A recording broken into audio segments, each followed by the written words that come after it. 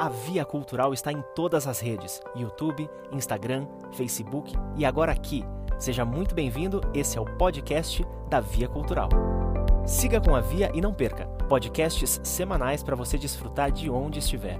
Este podcast conta com o Programa de Ação Cultural PROAC, Secretaria de Cultura e Economia Criativa, Governo do Estado de São Paulo. Desejamos a todos um bom entretenimento.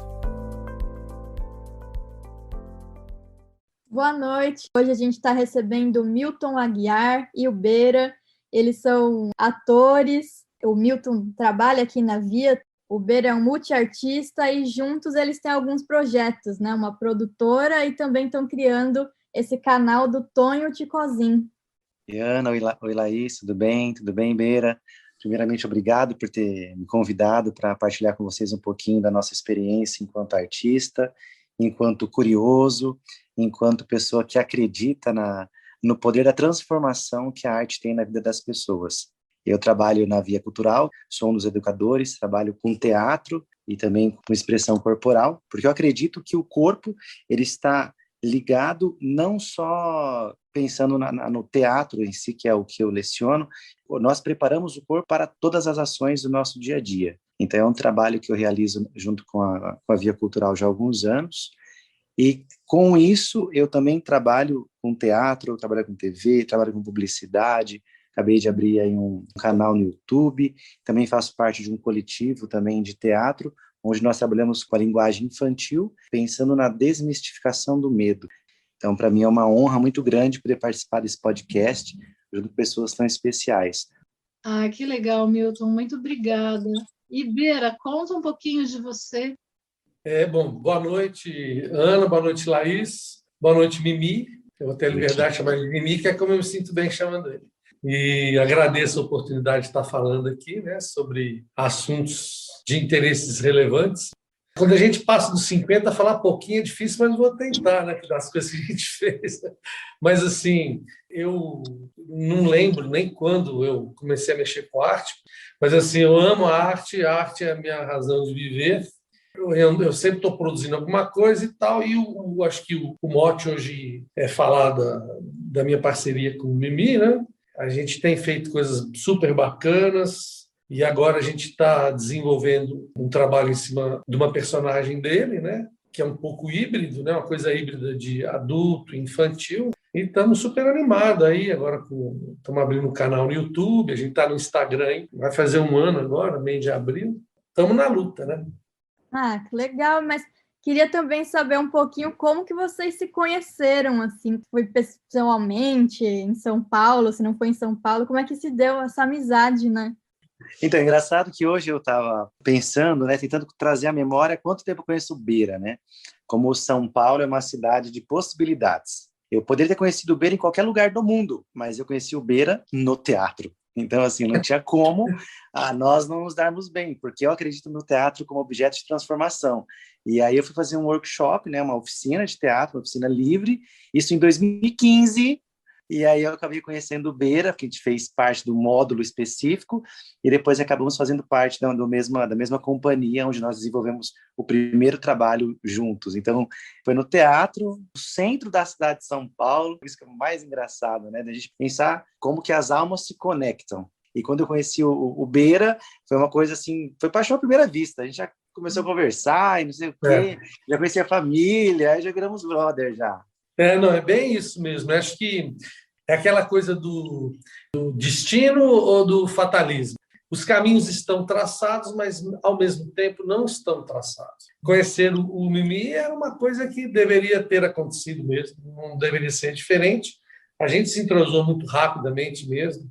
Minha esposa se apaixonou por ele em primeira vista. Até hoje ela falou assim, eu vi o Mimi, já foi uma coisa, a gente se entrosou. A mesma coisa aconteceu comigo antes um pouco, né? Eu ainda lembro, a gente estava sentado no chão lá, e assim, aí a gente começou a conversar, tinham mais pessoas em volta e tal, e foi super divertido. A gente já começou dando risada e tal, e foi sem protocolo, né? Começou com uma coisa bem, digamos, invasiva no bom sentido, e a gente se dá super bem mesmo. Sem querer me estender muito, eu acho que a relação com o Mimi, para mim, ela é diferenciada de outras relações que eu tive no aspecto de parceria artística, porque eu sinto um respeito muito grande que ele tem pelas minhas opiniões, eu também, das dele, e assim, eu já tive muito problema com isso, né? Eu sou meio sensível nesse aspecto. Acho que a gente casou uma sensibilidade que eu estou achando super legal, produtivo, a gente tem uma química de criatividade super interessante. Um fala uma ideia, outro já falou, outro ensina e tal, e sempre dá algum resultado mais elaborado. Eu acho super interessante essa coisa do acontecimento, né, do se encontrar no centro, que o centro, na verdade, ele ficou muito estigmatizado e no centro acontecem muitas coisas artísticas. Nós temos polos culturais, mas que não são de hoje, que vêm da virada dos anos 2000, e as próprias características que o centro tinha na virada do século anterior, né, na virada do 1900, de ser uma cidade cultural, de ser um centro, um polo cultural. Por isso que a gente tem tantos equipamentos naquele território. Só que isso foi perdido durante uma fase e na virada dos 2000 foi retomado. Então foi uma coisa muito bacana, digamos assim, a ocupação, né, daquele território. E acho que tem muito a ver vocês se encontrarem lá, porque vocês são pessoas com uma energia muito forte, que foi um pouco o que você falou, está numa situação com tantas pessoas e, de repente, a energia de vocês se encontrou. Vocês têm uma postura diante da pandemia muito proativa, muito legal. Queria que vocês contassem um pouco dessas resultantes desse trabalho que vocês começaram exatamente há um ano atrás. É engraçado você falar isso, que quando voltou, as coisas voltaram a acontecer, que foi em fevereiro, eu retornei para São Paulo, fui trabalhar, voltei para a publicidade, voltei para a TV, fazendo as coisas que eu já fazia, ensaios, e eu sempre tive o desejo de fazer alguma coisa a mais, né, com que as pessoas tivessem acesso à arte, que eu acredito, de uma forma mais próxima. E quando veio a pandemia, enquanto as pessoas, alguns acabam lamuriando, eu também lamuriei durante muito tempo, só que eu falei, eu preciso reagir. Eu preciso fazer desse momento uma oportunidade de melhoria para mim. E aí, as aulas na Via, a gente teve que se adaptar, né? Nós somos automaticamente para o online.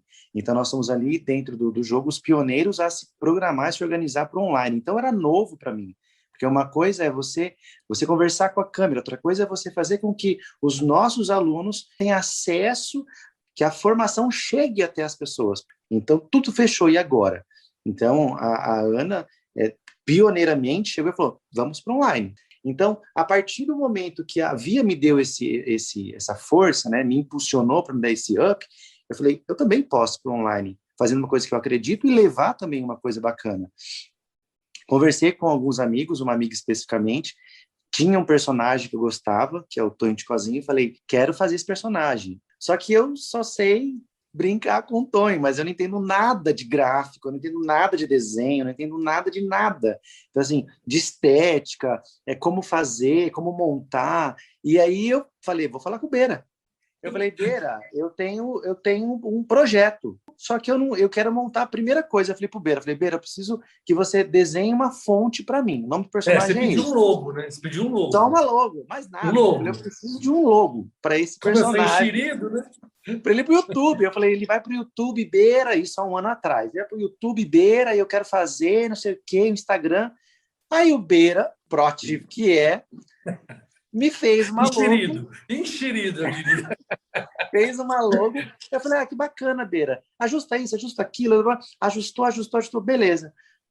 Aí eu comecei com um projeto no Instagram do Tonho falando sobre terapia. Porque eu queria que as pessoas estivessem em casa, mas que elas se cuidassem. Então, nada melhor do que um personagem, uma pessoa fictícia ali, um arquétipo, conversasse com uma pessoa real, que é uma psicóloga. Então, nós criamos o Terapiando com o Tonho de Cozinha. Então, nós trouxemos aí lives semanais para falar sobre assuntos ligados à pandemia. Então, como que você se sente? Eu tenho ansiedade. Eu tô eu quero comer muito. Eu tenho alguns impulsos. Só que o Beira, ele não contente em só fazer a logo do Tonho, o que ele fez? Ele fez um bonequinho do Tonho, de Napoleão Bonaparte. Desenhado, né, em 2D, né? Ele fez um bonequinho em 2D do Napoleão Bonaparte com a cara do Tonho. Eu falei, que isso, mano? Que isso? Aí ele falou, não, Mimi, isso é legal, não sei o quê, as pessoas gostam. Aí eu falei, será, Beira?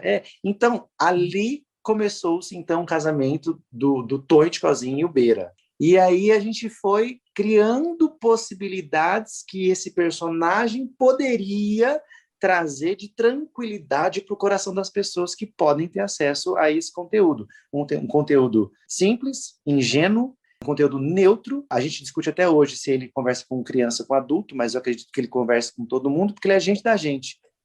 Ele conversa com as crianças que também estão dentro da gente, Milton. É por isso que é muito legal. O Tonho, ele abrange os nossos medos, as nossas crenças, aquela criança que está lá dentro presa no meio do quarto escuro, porque a pandemia foi um quarto escuro para a gente. Então, eu acho que, assim, digamos, uma personagem que ela não veio só para entreter, ela veio para agregar e para desmistificar algumas coisas que a maioria das pessoas podiam não assumir, mas estavam sentindo. Esse foi o desejo mesmo, né? Da gente conversar com... Você falou uma coisa muito, muito forte, Ana, para mim, assim. O Tonho conversa com a criança que está dentro do adulto. É exatamente isso. Nós não queremos um personagem que utilize palavras de baixo calão. A gente quer que esse personagem, ele converse com a pessoa no seu íntimo mesmo, de uma forma pura. É isso que a gente quer. Na verdade, o Tonho vai entrar rapidinho aqui para dar um oi. Ele não ia aparecer aqui na gravação, mas ele conseguiu. Tonho, boa noite, obrigada de você estar participando aqui com a gente. Fala um pouquinho. Oi, Kiko, eu nunca participei desses trem de pod do que é pod aqui mesmo, assim, ó, se você pode, eu posso também, eu tô feliz aí. A Via do Cultural me convidou, a Ana do Marcons, o B do Hard tá aqui, olha a Laís aí, olha. Tô feliz por demais por estar aqui conversando com vocês tudinho, do meu coração para o coração de vocês. Tenho certeza que vai dar bom esse trem aí. Então, a gente ficou muito contente de você poder participar um pouquinho, Tonho, porque assim, é legal quando a gente fala dos outros também, mas é legal quando os outros estão junto, né? O Beira também, ele tem uma coisa muito bacana, porque ele criou algumas coisas, tem umas coisas assim bacanas de produção visual, umas coisas que entram no seu cenário. Como é que foi? Como é que rolou essa ideia? A gente sempre discutiu, né, como é que vai ser a parte da aparência e tal. Então, primeiro era luto quente, né? Uma coisa mais quente, sépia, um vermelho, amarelo, laranja e tal. Aí a gente achou que estava ficando muito monótono, muito monocromático. Aí fragmentamos, fomos para o colorido e tudo mais. Eu acho que ele é muito recente. Então a gente ainda está num laboratório, inclusive do próprio conceito de conteúdo. O que ele vai ser? Cadê o público dele? Qual que é o cerne dessa personagem? Qual que é o cerne da mensagem? Eu acredito que a gente ainda esteja numa mutação muito grande, porque tem uma faceta que a gente tem mantido do Tonho, que é uma parte filosófica de haikais, de frases reflexivas, de coisas que não são tão, digamos, infantis. E eu acho que assim, a parte gráfica sempre vai vir secundariamente a essa discussão mais profunda do Tonho. O Tonho também, ele começa a crescer em alguns momentos nas decisões, porque, como você fala na questão filosófica, no momento em que o Tonho começa a desenvolver algumas questões mais sérias, ele também está falando com as crianças que não são nem um pouco burras, não são nem um pouco alienadas. Eu acho que isso é um processo muito bacana. O Milton, eu acho que ele tem uma grande naturalidade para traçar. Você também, que eu queria que vocês até comentassem, eu não sei se o Tonho quer falar, ou se o Milton, ou se você... Eu só queria fazer um parênteses, eu prefiro que o Mimi fale. Eu acho que tem horas que a gente está super horizontal, tem horas que a gente verticaliza de um lado e tem horas que a gente verticaliza de outro. É difícil encontrar um parceiro que a gente consiga manobrar, pilotar e a coisa impulsiona. Será que não é porque vocês são seres humanos que têm essa preocupação Porque assim, a gente vê muita gente começando, decolando e depois caindo, né? Se degladiando. Não vejo isso em vocês. Isso foi uma coisa que vocês foram construindo, mas que eu acho que tem a ver com o que cada um é, não é? Ah, não tenha dúvida. Não tenha dúvida. A gente não deixa o ego vir e falar mais forte. Não importa se foi ele que deu a ideia, se foi ele que deu a ideia, isso não está importante. Então, criou-se uma relação exatamente como você está falando aí. Pela essência dele e pela minha essência. A gente combinou nesse aspecto. Eu vejo muita sensibilidade, assim, dos dois lados, né? Você eu conheci agora, o Milton eu não conheço profundamente, mas tenho mais contato, sei que é uma pessoa sensível, e acho que para ter esse balanço que você falou do modo de trabalhar, né? Mais do que só o respeito em si e não ter tanto ego, eu acho que também precisa muito da sensibilidade, né? Sem dúvida. Entender, estar junto. Sem dúvida. Bom, Mimi, eu mudei o assunto, eu nem lembro o que era para você falar. Eu vou fazer uma pergunta. Como estava falando, né? Vocês comentaram, enfim, que o Tonho conversa com todo mundo, com todos os públicos, com a criança que está dentro da gente, enfim. Eu queria saber como é do outro lado, assim, como que as pessoas falam com o Tonho, como que elas interagem. O Tonho teve poucos contatos de forma presencial. Então, os contatos do Tonho são sempre pela internet. Então, eu converso com a pessoa, a gente convida a pessoa para fazer uma live de comida. Então, a ideia qual que é? Vamos cozinhar. Porque a gente acredita que todo mundo gosta de comer. Então, o Tonho, como um bom mineiro que gosta de comer também. Quando nós começamos a ideia das lives, todo mundo queria fazer live. As pessoas mandavam mensagem, quero fazer live com o Tonho, quero conversar com o Tonho, quero fazer comida com o Tonho, me convida para fazer comida com o Tonho. Só que o Milton, ele não cozinha nada. Aí você pergunta pro Tonho, você cozinha? Aí cozinha tudo mesmo aí. Então, era muito difícil, porque eu falava assim, Beira, fulano quer cozinhar tal coisa, e agora, o que eu faço? Então, eu tinha que fazer o quê? Tá, deixa eu ver a receita. Só que o mais legal é que eu nunca cozinhei antes, eu nunca testei antes a receita. Eu já ia pro jogo. E aí dava errado, não funcionava. Mas não funcionava porque eu não sei fazer. E o Tonho, né, metido da besta que então ele vai e faz. Aí a coisa não rolava. Então, as poucas vezes que eu tive contato presencial com as pessoas, que foi um projeto que a gente iniciou, teve que parar devido à pandemia, que é o cafezinho com o Tonho de Cozinho. O Tonho vai até a casa da pessoa tomar um café. E nesse café ele vai conversar com a pessoa. Se a pessoa ela é uma diretora de uma multinacional, se ela é uma professora, se é um ator, se é uma atriz, não importa. Ele vai conversar com a pessoa. Aí ele chega lá e ele convida a pessoa para tomar um café. Muitas pessoas não entendem muito bem o que o Tonho fala, porque elas acham que o Tonho vai tirar um sarro, ou vai zoar com a cara da pessoa. E não vai. O Tonho ele vai ali ingênuo, bater um papo. Então, eu acredito que as pessoas se identificam muito devido a essa pureza que o Tonho leva, porque o Tonho, eu acredito que ele seja uma pessoa do povo. Então, acho que o público tem uma receptividade muito boa. Né? Depois que você assiste a live, que você participa, que você acompanha, você ri sozinho, você fica mais leve. Eu queria perguntar para vocês, depois a gente retoma o Tonho, como que vocês estão, um ano de pandemia, artistas, né? Como é que está o pique de vocês, Eu sei que vocês são super do bem, super ativos e proativos, mas conta um pouco a loucura do dia a dia do Milton e do Beira, por favor. A pandemia, para mim, no começo, em março, eu pensava assim, daqui um mês acaba esse trem aí. Já foi resolvido lá para fora, aqui a gente resolve fácil. O brasileiro é danado, a gente tira de letra. Aí passou-se um mês, não deu muita coisa, né? Claro, tudo bem, mas um mês é um mês. Mais um mês. Aí, maio, passou maio, ai meu Deus do céu. Não deu certo ainda o negócio. E aí eu fiz por opção, enquanto artista, e ter a minha liberdade de expressão e de voz dentro do circuito, eu falei, não posso parar. Tenho que continuar trabalhando. Porque se eu não fizer arte, eu perco um pouquinho a noção de que e para que eu estou aqui. Eu tive várias frentes ativadas no ano passado. A Via Cultural foi uma delas, que eu tive que me reinventar para dar aulas online. Era assim, para eu preparar a minha aula, eu conseguir romper a parede do digital e estar na casa da pessoa, porque até então a pessoa ela vinha na minha casa, ela vinha à minha aula, aí eu tive que ir à casa da pessoa, invadir a casa da pessoa. Como que eu faço isso? Vamos treinar e vamos fazer.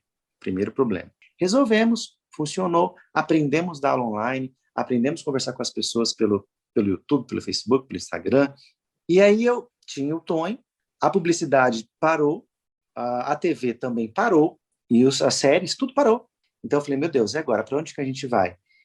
E eu faço parte de um coletivo infantil, chamado Coletivo RUF, onde nós estudamos o ano inteiro passado. Nós nos reunimos 3 vezes por semana online à noite, pelo menos 2 horas por noite, para estudar linguagem, para estudar novas formas de fazer teatro, para entender como que nós poderíamos nos comunicar enquanto artistas, enquanto ser um coletivo novo, como que a nossa linguagem ia chegar até as pessoas. Nós fizemos 1 ano de estudos voltado ao teatro. Como nós vamos fazer esse experimento, né, esse coletivo crescer e tomar novos ares. Então, a pandemia, para mim, eu posso dizer que ela trouxe para mim, sim, muitas perdas, muita tristeza, de inocuidade total, mas aí eu resolvi pegar esse limão e espremer e fazer uma limonada bem gostosa. Então, eu usei desse momento para que eu me fortalecesse e conseguisse fazer com que as pessoas que estavam ao meu redor também se fortalecer. Então, assim, vamos nos reinventar. E foi o momento que eu pude parar para tomar conta de mim. Porque no vucu-vucu da coisa, quando a coisa está rolando normalmente, a gente não tem tempo, a gente só vai cumprindo. Você vai cumprindo, vai fazendo. Demandou, fez, entrega. É entrega. É como se fosse uma pastelaria. Ah, entrega. Não. Nós fomos obrigados a ficar dentro de casa, nos afastar das pessoas que nós amamos para nos amar. Aí eu não sabia como era difícil ficar comigo mesmo, sabe? Assim, eu falei, meu Deus, como é difícil ficar comigo. Eu sou um porre, às vezes, não lembro para onde que eu vou. Então, eu entendi que o Milton também tem algumas necessidades, que quando eu estava no meio do barulho, o Milton nem falava. Eu ia entrando no meio do negócio, eu não escutava o que o Milton estava falando, o que o Milton queria falar. Então, foi um momento que eu pude me autoconhecer, me autoaceitar. Eu acho que a pandemia, ela trouxe, acima de tudo, essa oportunidade para mim. Muito legal. Beira. Meu primeiro impacto, minha primeira visão da pandemia, nesse aspecto, eu acho um pouco diferente do Mi. O que aconteceu? Estourou o negócio na China e tal, ali ainda não se tinha muita noção que era pandemia, vai ser, não vai ser e tal. Aí começou a fervilhar. Quando teve o primeiro caso aqui que veio da Itália, aquele senhor que veio da Itália para cá, eu falei, bom, vamos seguir o caminho. Então, o que eu me pautei no seguinte? Eu falei, a gente acha que teve uns 2 meses, 1 mês, 2 meses, 3 meses. O que está começando a acontecer aqui já está acontecendo um tempo lá.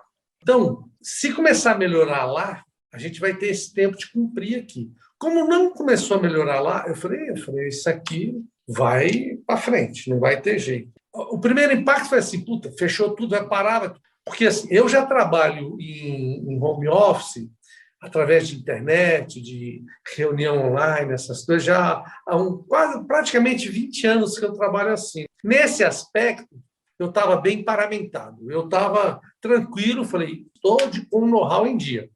Mas de um dia para o outro, todos os meus clientes ficaram no home office. Então, foi uma coisa estranha, porque a primeira coisa que eu percebi foi a perda do horário comercial. Tinha, sei lá, arquiteto me ligando, pessoal de agência me ligando sexta-feira às 11h30 da noite, porque tinha que entregar o negócio segunda-feira. Começou a desvirtuar o horário. O trabalho, ele deu uma ameaçada e continuou. Financeiro, digamos, comercial, a parte de arquitetura, os outros eu não tenho muito vínculo comercial, porque é uma coisa mais artística e tudo mais. Começo esse ano não está tão tranquilo, mas está tendo, está continuando, está vendo que a coisa está indo. Você vê um monte de prédio construído, absurdo, isso, não sei, aqui em Perdiz é uma loucura. Você anda na rua, você vê, só na minha rua deve ter, tipo, sei lá, uns 7, 8 prédios daqui onde eu moro, na PUC, deve ter uns 7, 8 prédios grandes, conjunto, tudo construído, fora os outros lugares por aí. Então, assim, eu falei, tem um movimento, então a gente preocupa, fica apreensivo, não está tão igual, está estranho. Então, nesse aspecto, eu estou nesse pé, apreensivo e, sei lá, aí eu acho que, assim, essa pandemia, ela veio uma pressão da depressão, está tendo uma insistência da depressão nas pessoas. As pessoas estão ficando deprimidas, né? Eu tenho um irmão que é médico, ele é clínico geral, ele está no interior, na região de Avaré, ele trabalha em plantão de hospital público. Então, assim, a cara de como é essa pandemia de verdade para um médico que eu tenho, que a gente é muito chegado, esse meu irmão, está um horror absurdo. Eu não sei como é que existe um negacionismo dentro disso daí. Agora, o aspecto que eu vejo mais interessante é o aspecto político. O que aconteceu? Essa pandemia, eu vou dizer especificamente do Brasil, porque onde a gente sente mal, a gente mora, ela fez uma radiografia político-econômica, social no Brasil como nunca foi feito antes. Essa pandemia, ela deixou cair uma quantidade de véus da sociedade brasileira muito grande. Quem é interessado, vai atrás, estuda, lê, acaba vendo sem surpresa o que está. 2/3 de uma verba estúpida, estamos falando de bilhões, 2/3 não chegaram onde devia para atender a pandemia. Está ficando tão nítido as injustiças. Quer dizer, quem está na base da pirâmide está dançando horrores. O Brasil ficou peladão. É como se fosse um corpo que emagreceu e hoje mostra os ossos. Então, o Brasil hoje ficou nítido para quem quer ver. Esse, para mim, é uma faceta que talvez fosse a melhor para tentar uma mudança. A gente sabe que é muito difícil, né? Porque é um problema sociocultural muito profundo. Eu queria, antes de fazer a última pergunta, colocar para vocês que eu concordo com essa questão do Brasil nu e cru. Eu acho que o bacana dessa situação, né, olhando, né, sem olhar para o lado doente, para o lado vil, as pessoas que estiverem a fim de enxergar, as pessoas que se propuserem a enxergar, vão começar a trabalhar numa outra sintonia, com outro ritmo e buscando coisas diferentes. Eu trouxe aqui, não sei se vocês conhecem, o Byung-Chul Han, que é um filósofo coreano da atualidade. Ele escreveu uma trilogia em 2015, foi publicada. Estou com a segunda impressão aqui, que foi de 2018, não sei se saiu de novo, foi pela Vozes, porque o que a gente está falando aqui é um ano de pandemia, né, um ano de reinvenção, um ano de tentativas, um ano de nudez. O povo está se ajudando, as pessoas estão se acolhendo, né? Mas esse cara, ele falava o seguinte, lá em 2015, que a cada época, essa época possui as suas enfermidades fundamentais. Aí, tem uma série de questões que ele fala que a maior característica da época que a gente está vivendo é a depressão. E aí ele desenvolve, né, exatamente por conta da quantidade de coisas que a gente tem, de premências, de dia a dia, de urgências de todos os sentidos, dos medos instaurados, e aí a gente pode ir lá para Descartes, a gente pode ir lá para... Né, o Spinoza fala que você tem que ter um comprometimento para não sossobrar em todos os sentidos, principalmente com o sutil. Né? Ele fala muito de amor, ele fala muito de coletivo, ele traz essa questão das escolhas.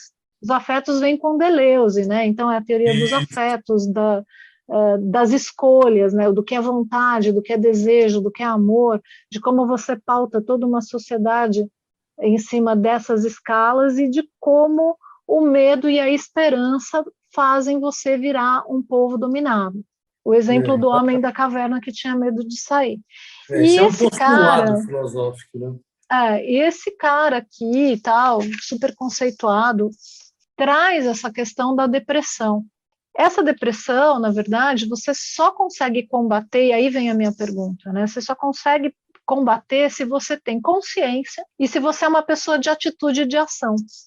Então, vocês que são pessoas que têm atitudes, cada um de uma maneira diferente, e que fazem um trabalho em conjunto, que também tem uma atitude, o que vocês podem deixar de mensagem nessa conversa, desse papo que a gente está tendo, dentro desse cenário desnudo, para as pessoas que precisam se impulsionar, para que as pessoas se joguem na ação, na atitude? Acho que, dentro do que você disse, a depressão é um mal do século. E agora, como as coisas estão mais latentes, como nós estamos vivenciando, experienciando as coisas com um pouco mais de verdade, um pouco mais de sensibilidade, eu acho que a depressão vem da pressão que você sofre. Então, é uma pressão externa, é uma pressão interna, é uma pressão que vem do sistema, é uma pressão que vem da família, é uma pressão que vem de todos os lados, e você acaba ficando no centro, e às vezes você é pressionado até o momento que você pode sucumbir, ou você pode achar um meio dentre os dedos e se esvair. Eu acredito que a transformação, ela vem de dentro para fora. Por mais que essa pressão ela venha fazer com que eu fique amarrado, eu sempre procuro um meio de me desamarrar. Eu quero viver o aqui e agora. Ontem já foi, não tem que fazer muito não. O amanhã ainda não chegou. Parece até piegas, né? Frasezinha Não, pronta. não é piegas. Mas não é, não. Hoje eu acordei, eu posso modificar a vida de alguém? Eu posso, então eu vou modificar. Não só a minha. Eu vou modificar a minha, eu vou modificar a do Beira, eu vou modificar a da Ana, da Laís, das pessoas que estão ouvindo, eu vou modificar a vida do Tonho. Essa é a minha mensagem com relação a essa pressão que a gente sofre. É muito semelhante, né? Eu queria falar, né? As verdades interiores, né? O princípio de você se conhecer muito bem, conheça a ti mesmo, né? Respeitar aquela voz que vem de dentro de você e não ir contra ela, porque se a gente for de fora para dentro, a gente está ferrado. A gente tem que ser de dentro para fora. A sociedade egoísta transformou o ser humano num indivíduo de fora para dentro, né? Ele tem que comprar um carro zero, ele tem que parecer bonitão, ele tem que estar gostosão, ele é o tal, ele tem que ser. A minha felicidade vem de fora para dentro. Se você começar a ter um conhecimento muito profundo de você mesmo, você vai perceber que é de dentro para fora que a gente tem que ser. E a felicidade está lá mesmo. Eu teria muita dificuldade em falar uma mensagem positiva aqui de uma forma muito sucinta. Mas então eu falaria o seguinte: acredita e vai, porque tem outra opção? Não tem outra opção. Se a gente não tem outra opção, está aqui. Tenta fazer a coisa do melhor jeito possível. Se você está precisando, está com uma necessidade, está com um problema, pior é você ficar totalmente conturbado. Tenta se aplacar, tenta ficar de boa. Não vou me aprofundar, né? Deixa meio raso assim mesmo. Eu quero agradecer essa conversa, agradecer todo mundo que está ouvindo, né? A gente passou por 1 milhão de assuntos, histórias, experiências, até chegar nesse momento reflexivo no final, que eu vou passar a noite agora pensando 1000 coisas. E queria dizer assim também que realmente esse momento não está fácil, é um momento difícil, e deixar também a mensagem para quem está ouvindo, que se você tem alguma ideia, alguma vontade, é possível de fazer agora, faz agora, não espera estar perfeito, não espera estar pronto, né? Porque eu sempre digo que dê o seu pior, faz do jeito que dá, depois vai se ajustando, vai aprendendo. Então é isso, queria agradecer. Legal. Laís, essa coisa de você sabe a hora, faça acontecer. O mais importante hoje é o estado de presença. A gente tem um problema, estamos em pandemia, porque a ansiedade pelo futuro também nos causa doença. Os dois extremos não são legais.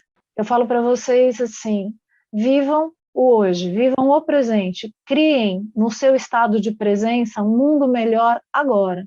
A gente pode mudar todos os dias um pouco, a gente pode refazer essa história de dentro para fora todos os dias um pouco.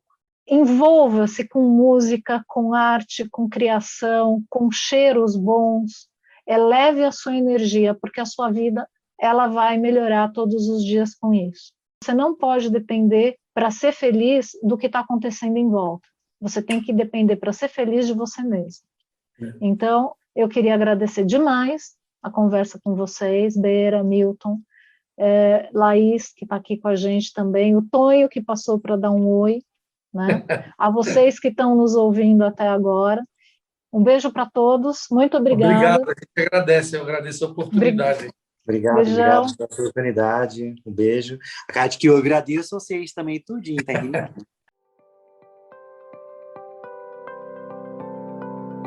Curtiu o nosso podcast? Siga com a Via em todas as redes e não perca conteúdos semanais para você. Este podcast conta com o Programa de Ação Cultural PROAC, Secretaria de Cultura e Economia Criativa, Governo do Estado de São Paulo. Até a próxima!